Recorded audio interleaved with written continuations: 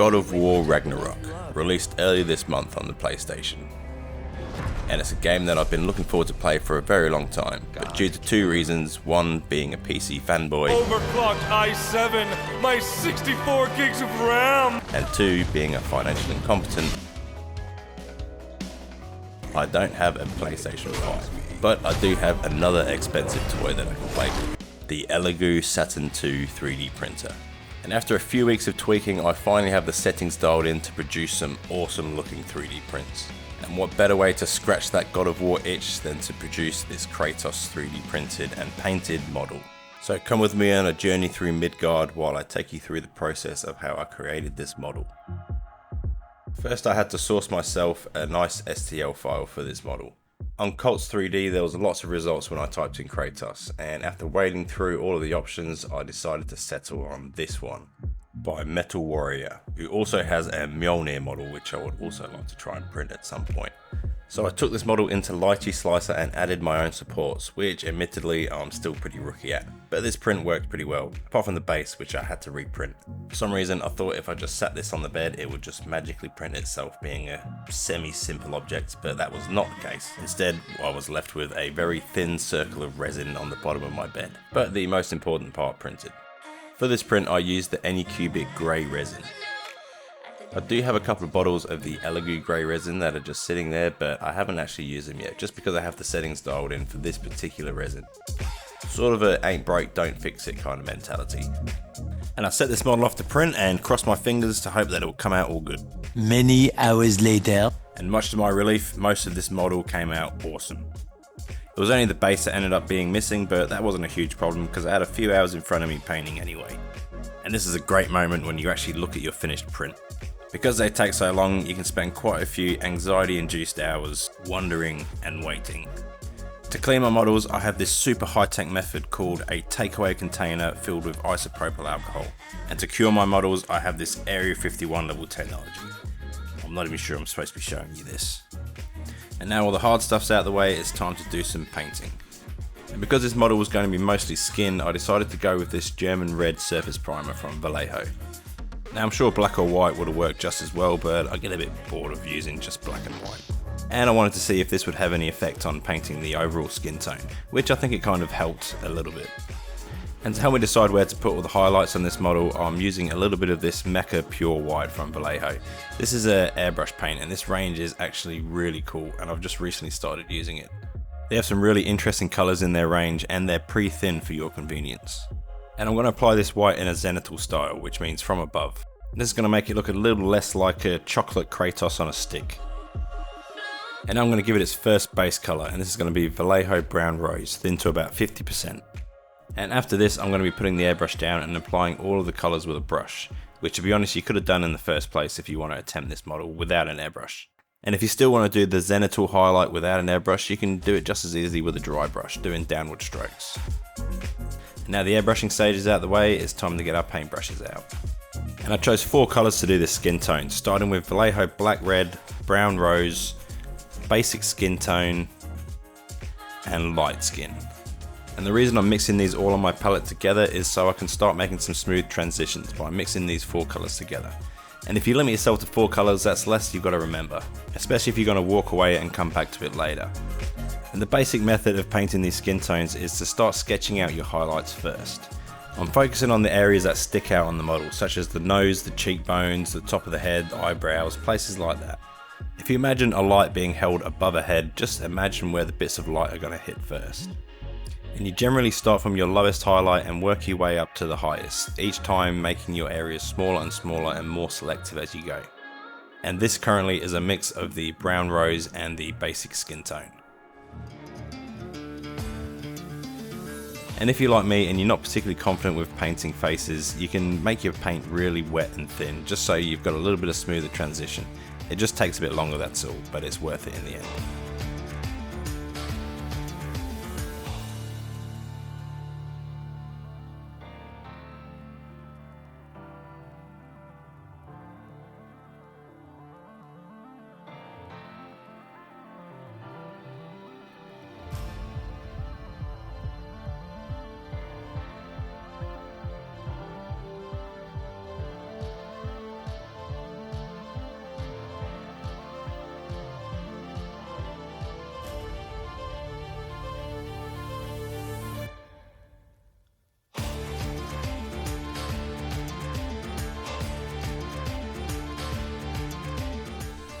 And once I'd sketched out my highlights, I decided to work on the shadows a little bit, and we're going to do a similar sort of thing by sketching them out. And I'm going to start by using this Vallejo black red.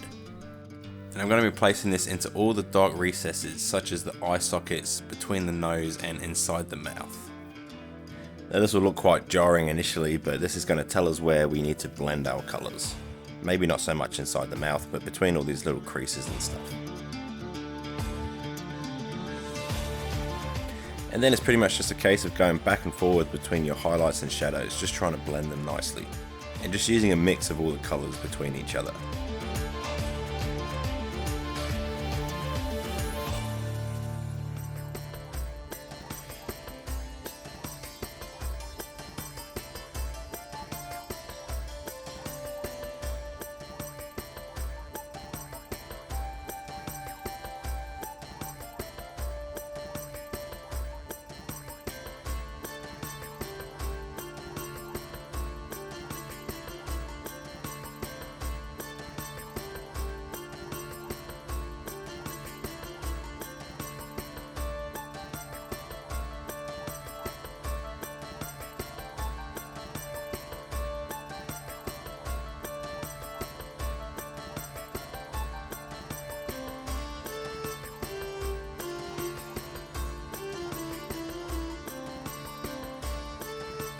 At this point I decided to start blocking in the beard using Rhinox hide.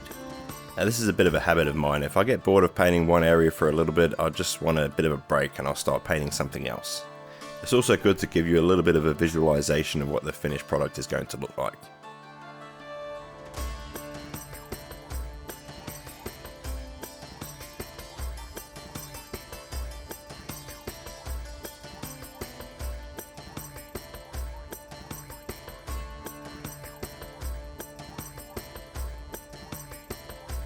As I get to the edge of the beard where it starts meeting the face, I start to use small downward strokes just to simulate the hair attaching to the face.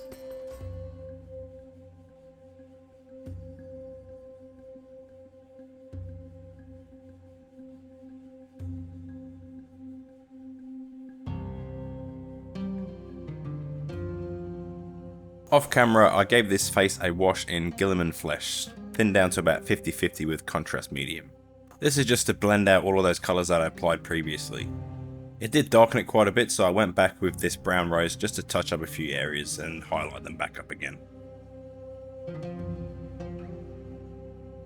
For the eye sockets, I just gave them a very small dab of Vallejo white right in the centre, and later I'll be filling in the iris. Now symmetry is very important when you paint in eyes, so this took a little bit of back and forth just to try and get it right. Often when I'm painting faces on particularly smaller models, I tend to do the eyes first. Just because it tends to be easier to paint around the eyes rather than painting them on a finished skin. Because if you get some of this white on the skin, it's going to be a lot harder to catch up with all those layers to fix it up.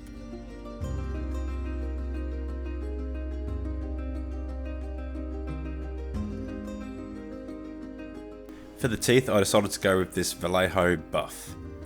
Seeing as I think there's probably not much toothpaste around Midgard, there's going to be a bit of yellowing on his teeth. Now, I'm not sure what the diet is of the average God of War, but I can't imagine him having a face full of pearly whites. And just with my smallest brush, I'm picking out the individual teeth to get a bit of contrast.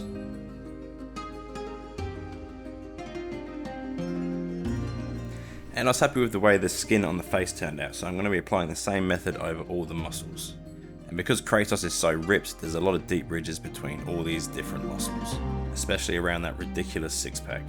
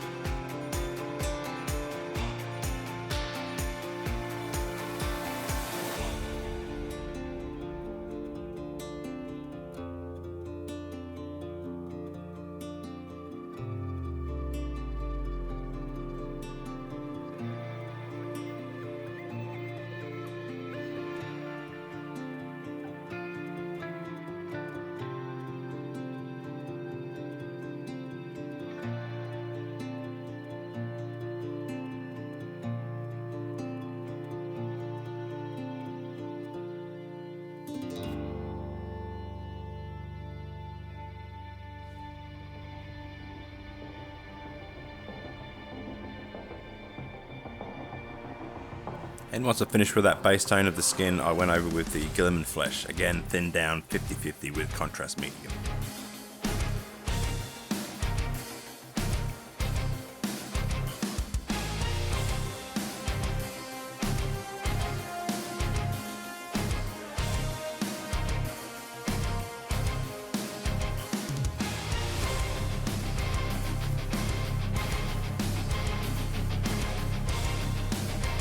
Now that the skin was finished, I'm going to start moving on to the leather areas. And to kick this off, I'm using Vallejo Saddle Brown. And because there's quite a lot of browns on this model, I wanted to use a varied range of colours. And this will take 2 thin coats to get into all those little cracks and crevices. I wasn't too worried about the fur parts at this point because I was going to tone them differently. Throughout painting this model, I was dreading the point where I had to paint the tattoo, so I thought better now than never. And I decided to go with this Citadel Contrast Blood Angels Red, mixed about 50-50 with Citadel Contrast Medium. This is going to allow us to have a nice strong red colour, but also leave it semi-transparent so we can still see parts of the skin and the shading underneath it. And to make sure I got the shape right, I started with the outline after looking at lots of photos online. And it was just a case of holding my breath and hoping this was going to turn out okay.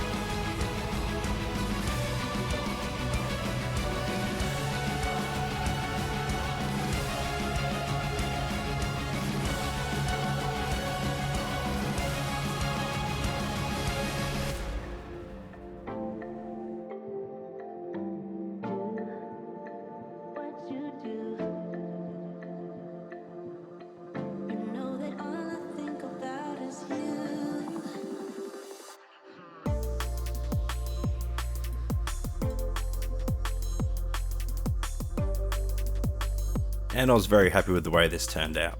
When I was playing this out, I did contemplate stenciling it and using a sponge, which I thought would be a pretty nice rough effect, but it turns out sticking masking tape around the contours of my face isn't as easy as it sounds.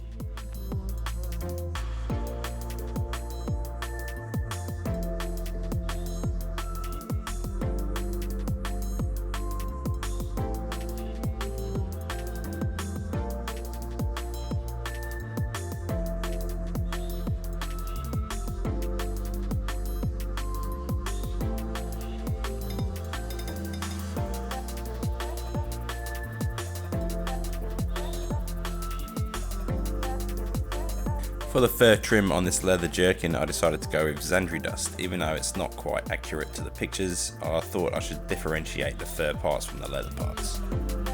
And to accentuate the fur, I decided to only do downward strokes on this, to try and simulate actual strands of hair.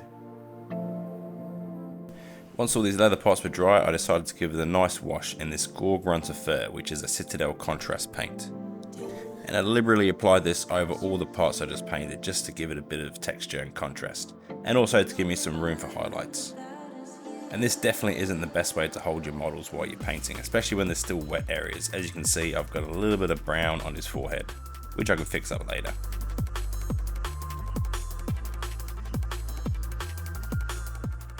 And as you can see, I put some gloves on because I didn't trust how clean my hands were.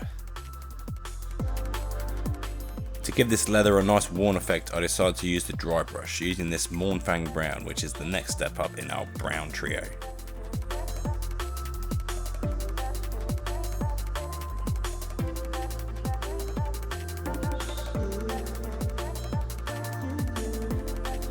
And our third brown will be Scrag Brown, a very attractively named paint. And I'm just going to be applying this a little bit lighter and in some more selected areas on the leather, just to give a bit of variation.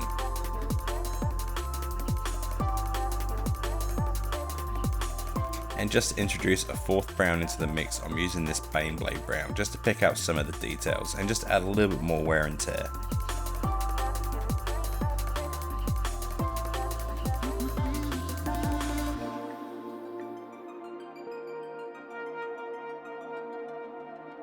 To give his beard and eyebrows a bit of a wash, I'm using Airbrush Earthshade just to fill in all those little recesses and just to make it pop a little bit more and give it a bit of a third dimension, even though it's clearly 3D.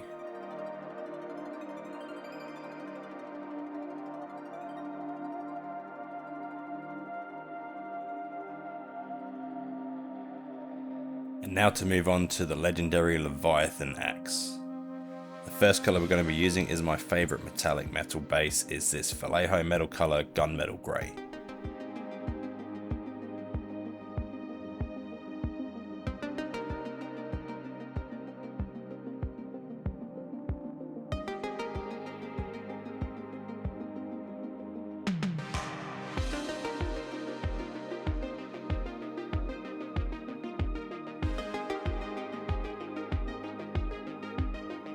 As soon as this axe has a slight blue shimmer, I'm going to give it a wash in Drakenhof Nightshade. And this is going to pull into all those little carvings and runes that are on the head of this axe.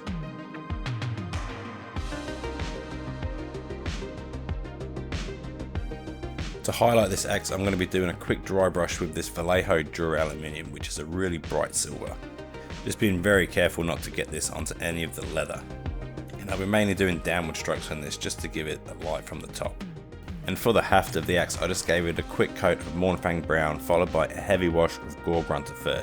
I'm not sure what happened here, it just became suddenly really hydrophobic, which is totally unacceptable in 2022. But with a bit of perseverance, it managed to fit into all those little recesses. For Kratos' iris, I chose these three colours to represent the brown eyes. But because I was so focused on getting this right, I kept getting my head in the way of the footage. But the basic principle was to make larger to smaller circles, starting with the darker colour. So a large circle of the dark brown, a smaller circle of the medium brown, and then a very small circle in the centre of the lighter brown. And to dot the pupil, my trusty Copic multiliner, 0.03mm pen. And be very careful when you're doing the pupils, because if you don't do it right, it's going to look cross-eyed. And there we have Kratos' bust almost finished. The only thing we have to do now is to paint the base. And to paint this base, I decided to coat it in this Mecha Titan Blue and then just give it a quick dry brush with a few different greys. Starting with Celestra Grey.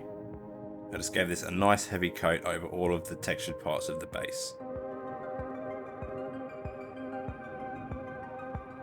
For the text, I decided to go with the Vallejo Gunmetal, and I wanted to give it a bit of a half tone, so I painted all of the letters in gunmetal and then came back and painted the bottom half of each letter with this Aluminium.